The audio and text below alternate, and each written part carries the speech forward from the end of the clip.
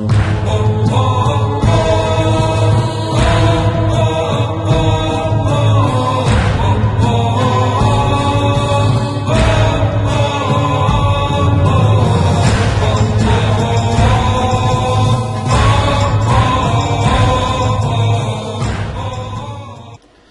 الله. السلام عليكم ورحمة الله وبركاته. أخوان، اليوم الدرس 11 واللي هو تكملة لسلسلة بناء قصيدة حسينية، واللي اختصت بالدروس 9 و10، وإن شاء الله اليوم نختم بالدرس 11. هذا اللي مشروع اللي أمامكم مر بعدة مراحل، منها اللي بيناه بالدرس 9 و10، ومنها اللي ما عندكم اطلاع عليه، يعني أنا أتممته لأنه هذا عمل يعني أنا اشتغلته وكمل الحمد لله. بعض الأخوة استفسروا عن مثلا لما وضعنا بيزات، قالوا هذا البيز منين جبته؟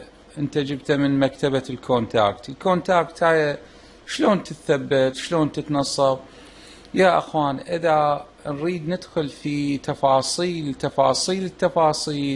يعني اعتقد 15 إلى 20 حلقة، لما لا اكثر يمكن، يعني لما نقدر يعني نحصي كل عملية بناء القصيدة. يعني لا تحيرون، خلص اللي ما عنده مكتبة كونتاكت، وأنا قلت لكم التوزيع يعني 3 طرق إليه، يعني واحدة استخراج الكوردات من البرنامج، هاي ما ذكرتها لأنه هاي يعني ما تخدمنا في هذه المرحلة كمبتدئين. وطريقة أخرى الكوردات الثلاثية، العزف الرسمي للكوردات، وهذا أنتم أكثركم مو عازفين يا شباب، وما أعتقد يجيد اللي مو عازف يعني.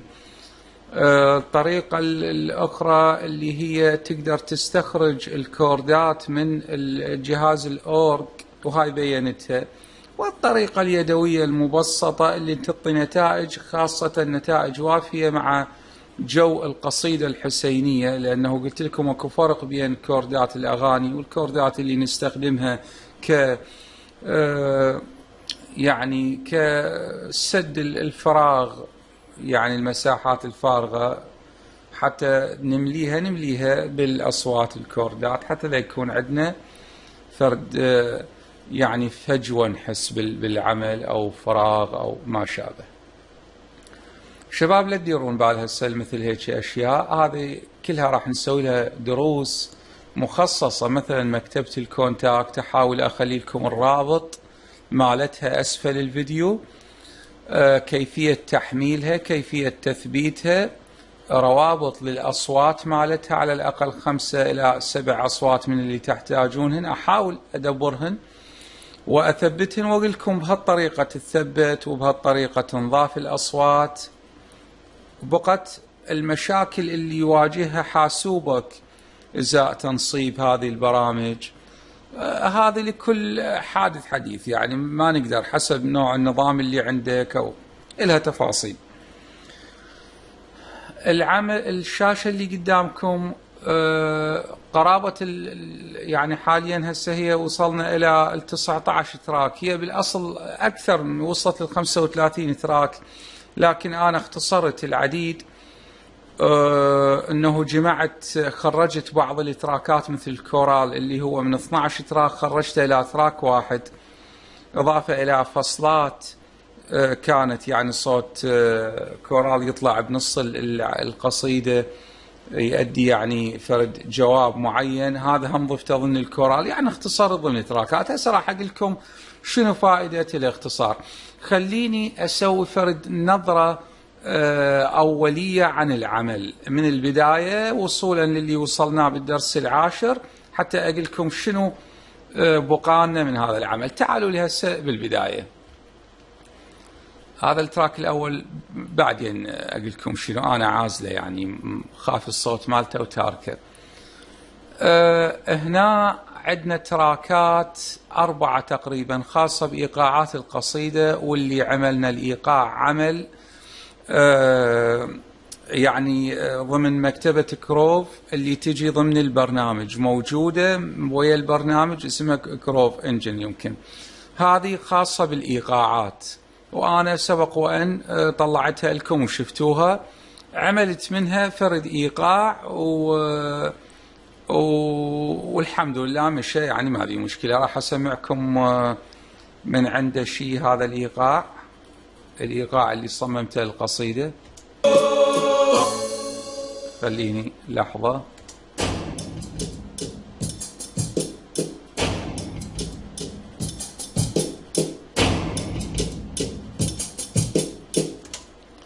هذا أنا صممته يعني، ولما ضفنا له البيز اللي قلت لكم بيه ينضاف مع الإيقاع، يعني انطى إمكانية ثانية وجو آخر. لاحظوا هسه مع البيز شنو يطلع. لاحظوا أنتم، لاحظوا هسه الصوت بدون بيز، يعني الإيقاع بدون البيز. راح أسده. لاحظوا مع البيز شنو راح يصير.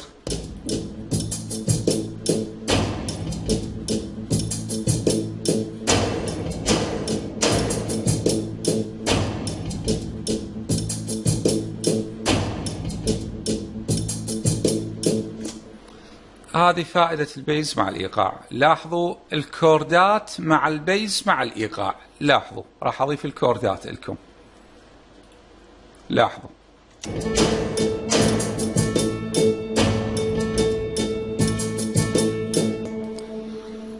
هذا كان فرد جانب من توزيع القصيدة. راح أضيف لكم الآهات اللي ضفتها إلها، الآهات اللي طبعا تحركها هي اللي تنعش الجو أكثر.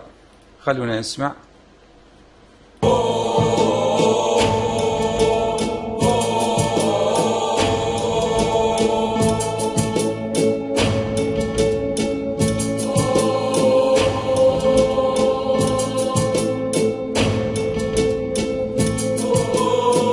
أبين لك التوزيع من شنو يتألف. جبتها لكم تراك بعد تراك، وعندي بعد مؤثرات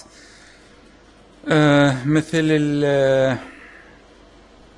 لاحظوا مثلا هنا، خلنا نفتح هذه.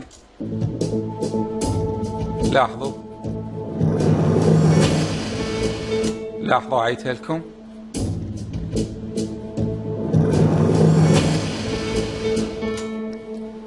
إذن يا شباب، هذا كانت تفاصيل من المشروع، وضافة إلى تفاصيل أخرى، لكن هذه المهمات اللي بينا يعني معالم هذه القصيدة من ناحية التوزيع الموسيقي والآهات البشرية وغيرها.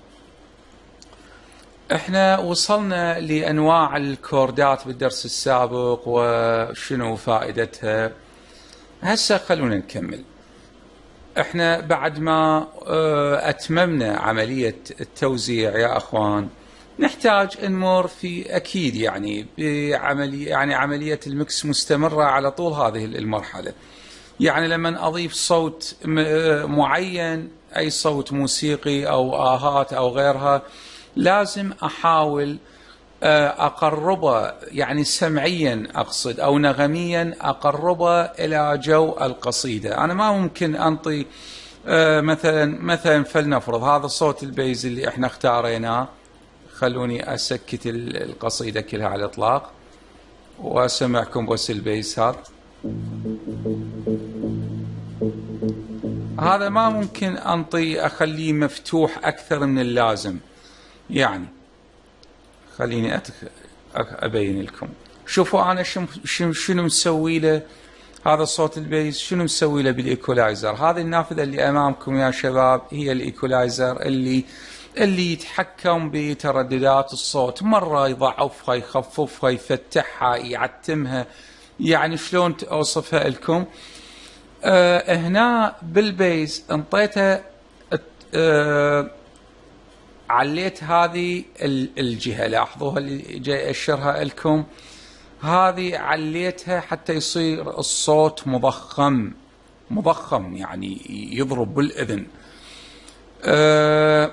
من هذه الجهة أنا نزلته، هذه تقريبا تعطي نوع من الضغط، يعني تعمل تقريبا عمل الكمبريسر بالصوت، تضغط الصوت. أخوان هذه الجهة هنا إذا الصوت كان يعني شنو، يعني إذا عليناها رفعناها للأعلى الصوت راح يصير واضح زيادة عن اللزوم، وبالتالي تظهر كل الأصوات النويز. يعني إذا عندك كانت أصوات بغرفة الميكس أو يعني أثناء التسجيل راح تظهر كل الأشياء بالصوت اللي اختفت راح تظهر.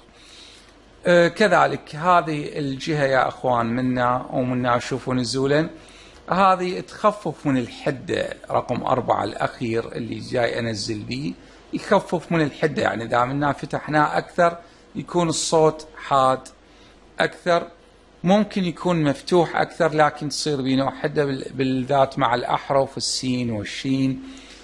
ننزلها حفاظا على يعني أن تكون الحدة متوسطة ومو واضحة بالصوت. لذلك تحتاج أي تراك تضيفه في عملية التوزيع بعد التسجيل، يعني بعد ما مكست الفوكل ووصلت إلى قناعة تامة بصوت القارئ من حيث المكس اكتمل، ما عندك في مشكلة، كل الأصوات البقية تحاول أن تنسقها وياه بطريقة أن لا تتضارب معاه. يعني لما تعلي المونيترات عندك وتجي تسمع ما تحس أكو أماكن صوت القارئ مع ضربة الصدر مع الإيقاع مع البيز مع الكورد كلهن اجن في بقعة واحدة، وبالتالي ما تعرف هذه موزعة علما بالضبط. يعني ما حتى الكلمة اللي نطقها القارئ أحيانا ممكن تختفي، ما ممكن تصير واضحة لأنه تزامنت ضربة الصدر مع الإيقاع مع إلى الآخر في هذا المكان. فتحاول تفتح، شلون تفتح من هذا المكان؟ تفتح من عنده من خلال تخفيف عفوا لحظة، تفتح من عنده من خلال تخفيف صوت البيز في هذا المكان، لربما تحتاج هذا الشيء. يعني خفض صوت الآهات البشرية اللي مخليها، خفض صوت الكوردات هنا حتى يبرز صوت القارئ، وبالتالي ما يتضارب مع الخلفية اللي موجودة. الآهات البشرية احنا وصلنا شرحنا كل أجزاء التوزيع من بعد بادات الإيقاع وغيرها. الآهات البشرية أنا مخرجها ضمن تراك واحد قلت لكم حتى لا يصير حمل على الحاسبة، فأخرج كل 10 تراكات 15 تراك ضفتهن طلعتهن بتراك واحد. هسه أبين لكم شلون أضيفه. الآهات، أما عندك مكتبة الكونتاكت يا أخوان، وأكو فرد مكاتب تعمل على الكونتاكت، هذه تشتغل عندك يعني بها أصوات بشرية. خلينا نشوفها. هذا عندي هنا كونتاكت، لاحظوا هذا الصوت أنا خافي وياي،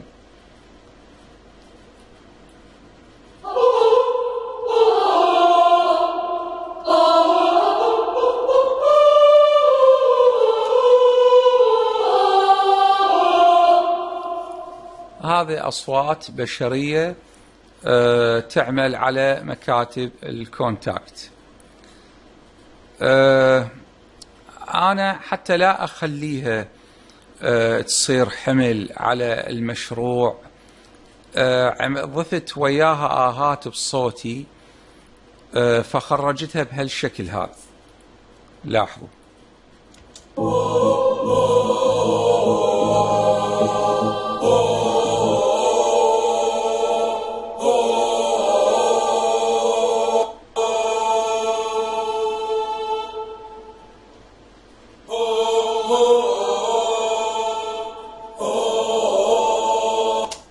هذا كان خليط ما بين صوت المكتبة وصوت البشر الطبيعي اللي أنا سجلته.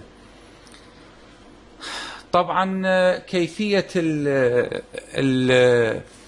عمل هذه الآهات شيء أكيد تعتمد على ذائقتك وتعتمد على نوع العمل اللي أنت حاليا تشتغل به. إذا كان العمل بطيء يعني اللحن سلو، ممكن أنت تختار لفد آهات بطيئة تتماشى مع اللحن. لا تحيرون أنه أنا وهذه الآهات شلون راح ألحنها. أنت أساسا بمجرد ما تدندن بينك ما بين نفسك بهذا اللحن اللي حاليا تعمل به، أوتوماتيكيا يجي جواب كل جملة. يعني كل جملة لما تجي تأديها أنت يعني بينك ما بين نفسك تقراها، راح يجي جوابها يعني نفس طريقة الموسيقى حاليا هسه في مجال الأغاني. شيء طبيعي لما يعني الفنان يغني اكو فرد آلة صاحبه صولو تعزف له تجاوبه يعني خو ما يعني بعد انتهاء او سكوته راح يصير فراغ ايقاع فقط. اكيد آلة راح تجاوبه تتماشى وياه. الآهات ايضا بنفس الطريقة تجاوب صوت القارئ. اثناء قراءته ايضا تقدر تتحكم بصعدات ونزلات، وهاي حسب فنك او ذهنك. ما اقدر اوصلها لك بالشكل اللي ممكن انت تكون فاهمه مثل ما انت تدرك هذه الحاله. واكيد انت ما التجأت لهذا المجال الا وعندك الخلفيه الفنيه الكافيه لمثل هذا الشيء. هذه الآهات أما بالصوت بشري أنت تريد تسجلها، يعني تفتح لك 4 تراكات 5 ضمن جروب معين. هذا الجروب تسميه جروب الآهات، وراح أطبقها لكم. بعض الأخوة ما حضروا الدروس الأولى يمكن ما يعرفونه. خلينا نفتح منها عدد تراك أوديو، أخليه مونو، أختاره منها 4 كافي. أنا أشوف 4. إذا أنت تحكمت بخامة صوتك بشكل صحيح وحاولت تضخم منها 4 كافي. أخلي ألوان إلهن، فرضا أختار اللون الرصاصي، أفعل هنا مساد العمل كله مسوي له ميوت. أفتح النوبة تراك. هذا التراك عدد جروب شانل تراك 1. أسميه، أنقر على كلمة جروب نقرتين سريعة وأسميه بالعربي مثلا الآهات. شنو علاقة هاي التراكات 4 بتراك الجروب هذا؟ أنا أقول لكم شلون. أجل هذه التراكات الأخوة اللي مستجدين جدا على البرنامج لا تحتار بالعلامات الحمر هذه أنا لأن كاتمها، هذا راح أفعلها لكم كلها، لا تحتارون بها.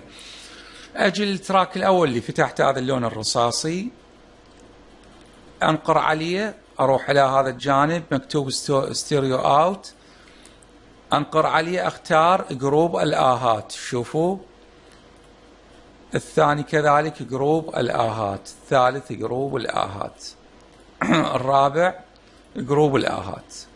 خلاص أجي أسجل صوتي هنا، أنطي تسجيل، سجلت الآهات، أعلي من مستواها.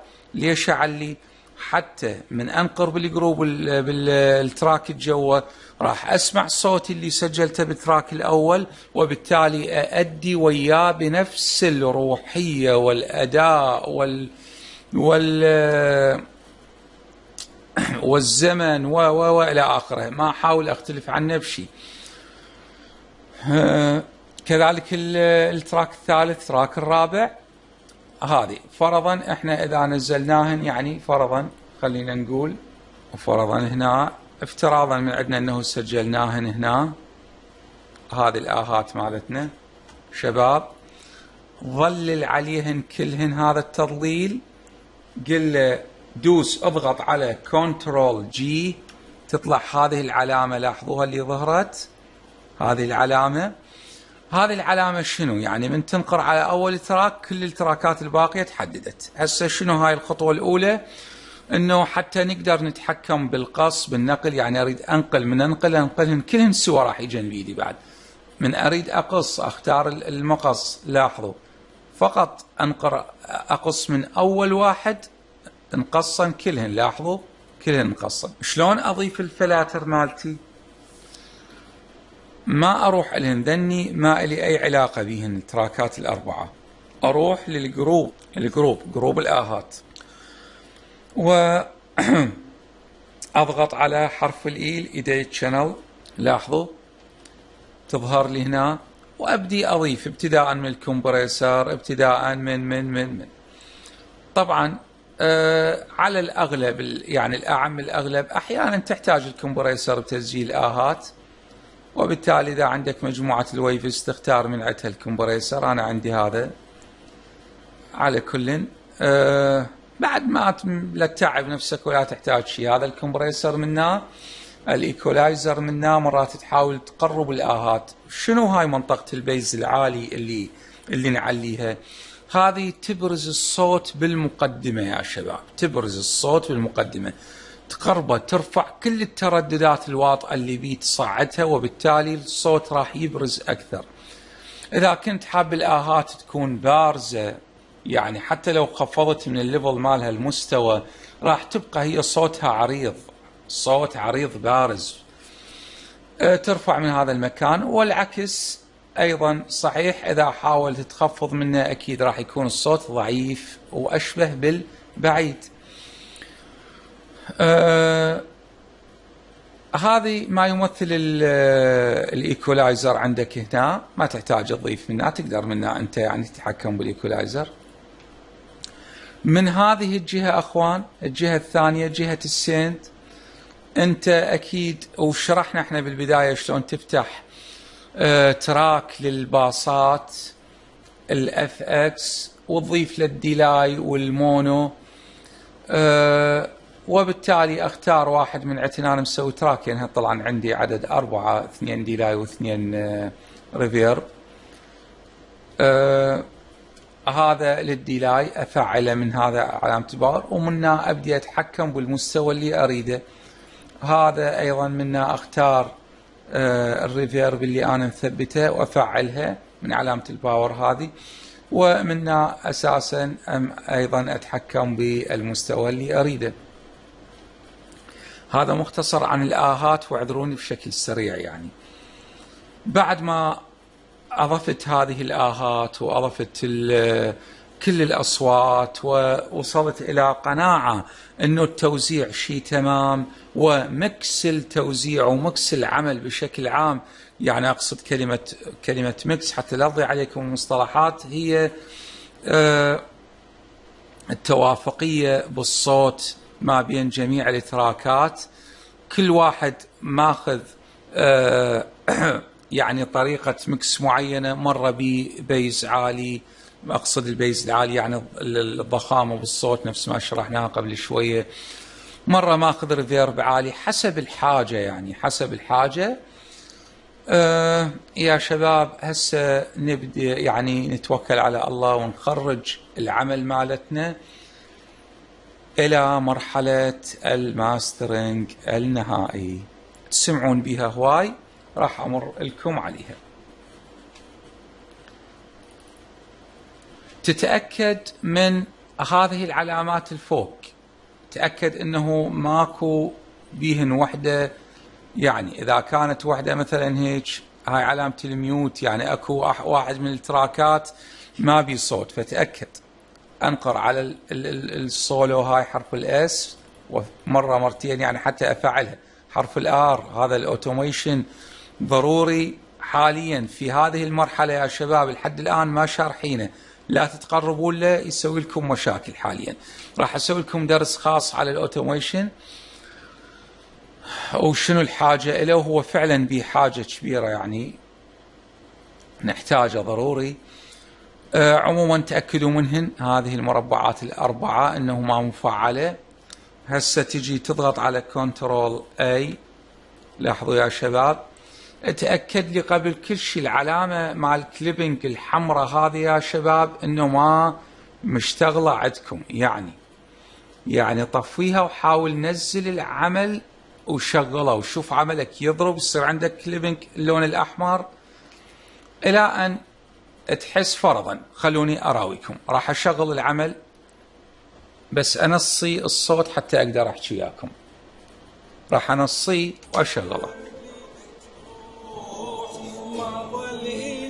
لاحظوا المستوى وين أنا موصله.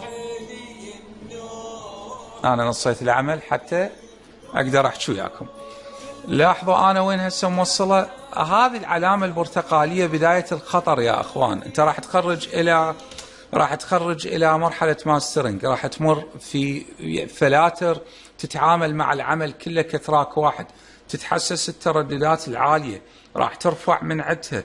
فإذا هي حاليا واصلة إلى حدود الخطر، خلينا نسميها اللون البرتقالي، أكيد راح شنو يصير لون الأحمر، ندخل الكليبنج يضرب عندنا، وبالتالي هاي مرحلة المكس كلها اللي تعبت بيها أنت تعبك راح بلاش. فشغل العمل وشوف وين الصوت عندك. أنا عندي واصل أصفر برتقالي. راح أخفض شوية. هسه وصل اللون حد للأخضر جاي هذا. إذا لهنا نكتفي. وين نروح؟ نحاول نخرج العمل نفس ما قلت لكم، احنا نضغط كنترول A ونضغط على حرف P. لاحظوا شباب تحدد عندنا، صار اللون الأزرق عليه. ونجي لاحظوا، خلوا ركزوا وياي. نروح على فايل، نختار اكسبورت، تطلع لنا هذه النافذة. نروح على اوديو ميكس داون. لاحظوا راح اثبتها لكم، شوفوا وين. نضغط عليها تطلع لنا هذه الواجهة. اسمي العمل مالتي افتراضا، خلينا نسميه يعني الدرس 11 افتراضا من عندنا. شباب اختار مكانه، انا اخليه على الديسكتوب، اريد يحفظ لي العمل يعني اللي راح اخرجه يدبه لي على سطح المكتب، فاختاريته سطح المكتب. يقول هنا منطيك فايل فورمات. شنو يعني تريد تخرجه الى اي صيغه؟ للويف؟ نعم للويف. هسه انا حاليا اخرج عملي من المكس اعبره الى الماستر، لاحظوا، فاختار له ويف. بعدين من اخلص، مو بالضروره يعني بعد الماستر، من اريد اخرجها من الماستر هم نفس العمليه راح اسويها، مو بالضروره اخرجه ويف، بالامكان اخرجه MP3 اللي هي هاي الصيغه اللي مؤشره، لاحظوها هذه تعطيك MP3، ما كاتبينها هم بهالشكل، كاتبينها MBEG1 layer 3 فايل. هنا داخل الماستر من اريد اخرجه على شكل تراك واحد، هذا العمل اللي 30 تراك راح اخرجه تراك واحد اللي هو تراك الماستر، اختار له ويف. خلص ركزوا وياي. هذه هنا تستخدم فقط اشرها حتى شنو؟ حتى تدمج الاصوات وتظهر بشكل يعني انا جربتها مره واحده ونجحت عندي، لكن اللي تعلمته من الأخوة المتقدمين أنه قالوا هذه تستخدم لدمج التراكات حتى يطلع الصوت صوت موحد، يعني فائدتها ما ضابطها لحد الآن، لكن نصحوني أستخدمها، استخدمتها وفعلا انطتني نتيجة حلوة. شنو بعد نأشر؟ هذه نأشرها، ونأشر ضروري هذا المربعين. لاحظوا البول مكتوب لك، البول والاوديو تراك ايضا. ذني واجي اضغط على اكسبورت. هذا لما اضغط على الاكسبورت شنو راح يطلع لي؟ هذا المؤشر مالكم، شغل من هذه القائمه اللي ظهرت لي، هذا ما لكم شغل منها. بهالطريقة راح يبدي عندك يطلع المؤشر. خلوني ألغي أنا. بعد ماكو حاجة لكل العمل اللي سويته، عندك بالإمكان تفتح الأقفال اللي مخليها وتبدي تحذف التراكات، تبدي تحذفهن. احذفهن يعني على كيفك، مو بسرعة حتى لا يضرب البرنامج. يعني افتراضا من عندنا انه احنا حذفناهن، خليني اضيحهن لكم. انا اخاف ابدي احذفهن ويعلق البرنامج عندي.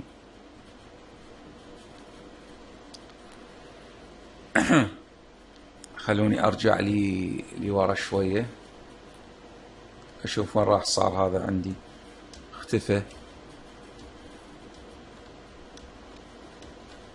هذا عندي يا شباب. راح يطلع عندك بعد ما تخلص عملية التحميل هذا، راح يطلع عندك أسفل كل التراكات، راح يطلع عندك تراك بالاسم اللي اختاريته. أنا لاغي طلع عندي هذا، لغيته على مودكم. هسه اعتبروا كل هذه التراكات ما موجودة، أنا جاي أشرها كلهن ما موجودات. راح أمسحهن. يعني هذا تفاصيل قصيدة امسحها انت. شلون تمسحها؟ اما بهالشكل اللي مسحته به، او تمسحها من التراكات. يعني مثلا تراك البادات هذا، او هذا التراك البيز راح امسحه، هذا التراك راح امسحه. يعني واحد واحد يمسحوهن. بس انا ما اريد امسحهن لان عددهن هواي وخاف يضربوا البرنامج والدرس ما نقدر نكمله. قلت لكم راح يظهر أسفل هذه التراكات التراك الماستر اللي خرجناه، واللي هو عبارة عن مجمل العمل ككل ضمن هذا التراك. أنا سحبته من تحت صعدته فوق. هسه راح أشغله وسمعكم جزء من تسجيلي هذا. أنا اسمعوا يا شباب.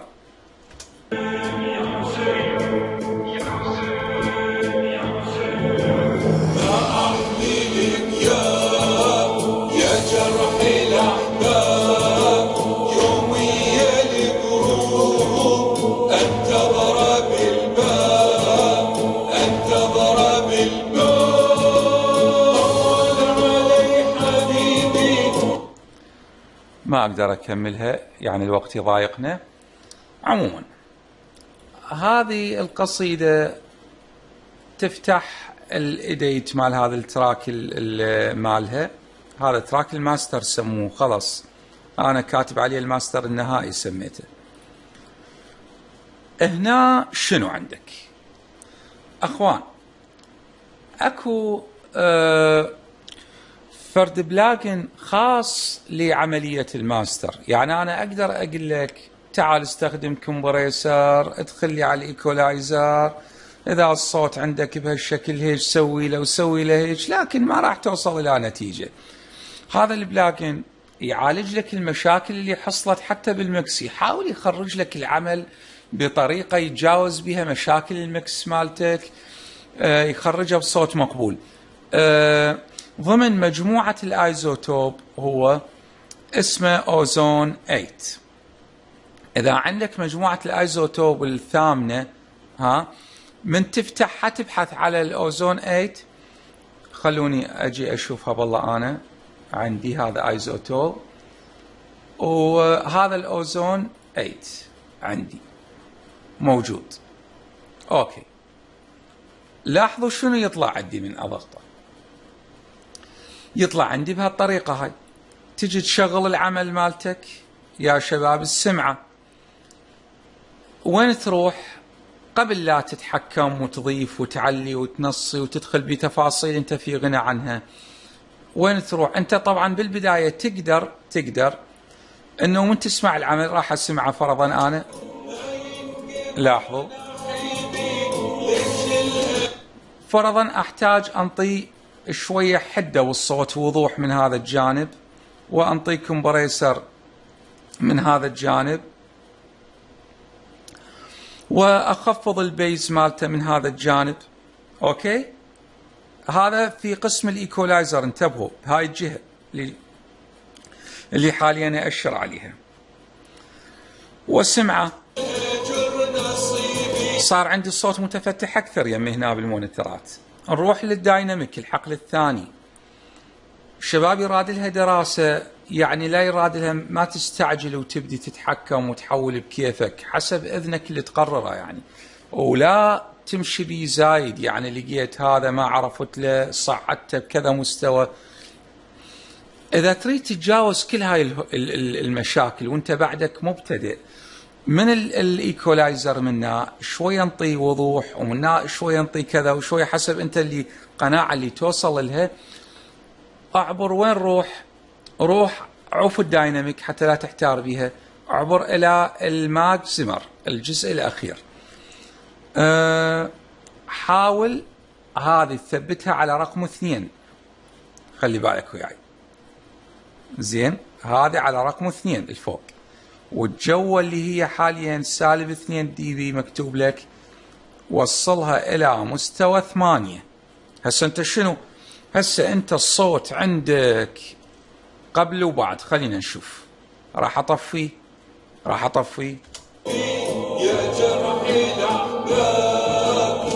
راح افتحه واشوف ايش قد علا عندي.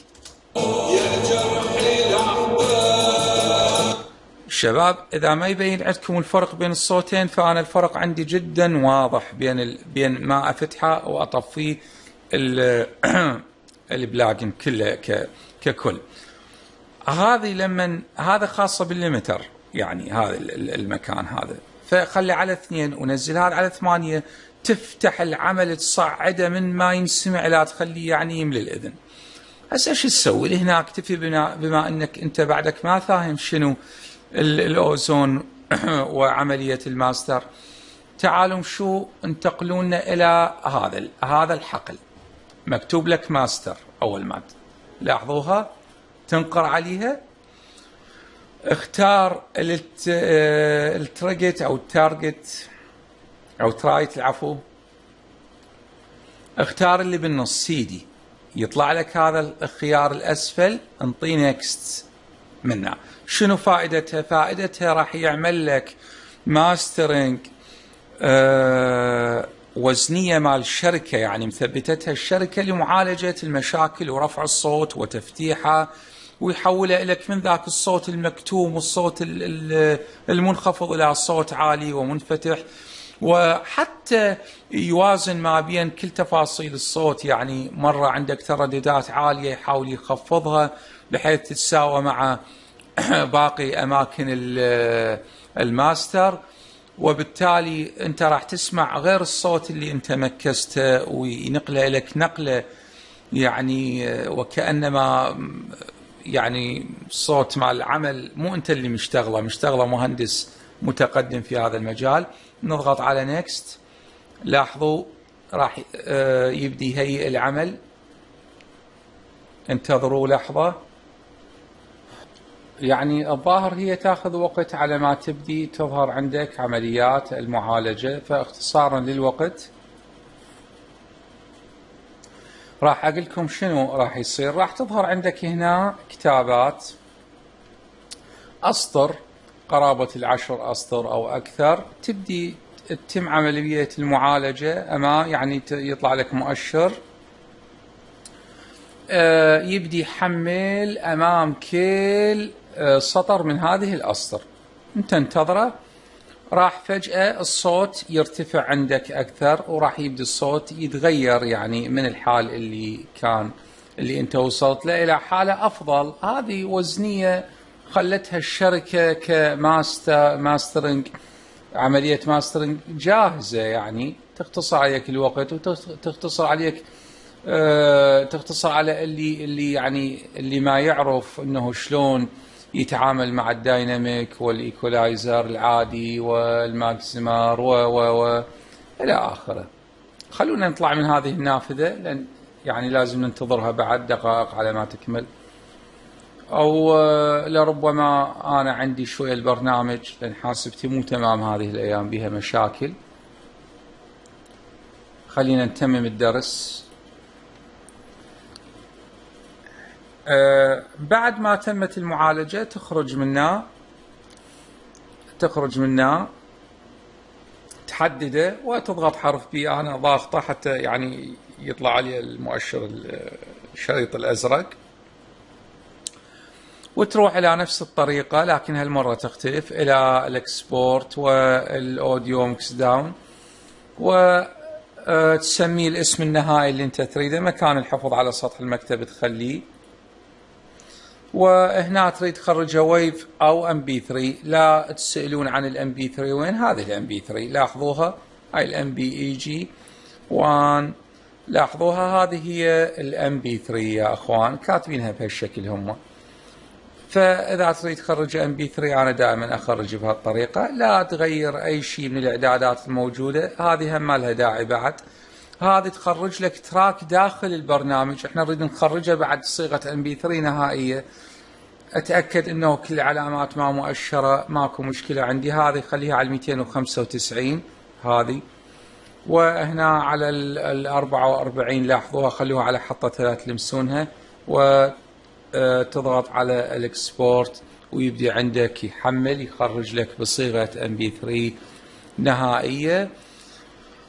يا شباب هذه الدروس الثلاثة لكيفية بناء قصيدة حسينية، لكن أعترف أنه ما قدرت أوصل كل التفاصيل، تعرفون وقت.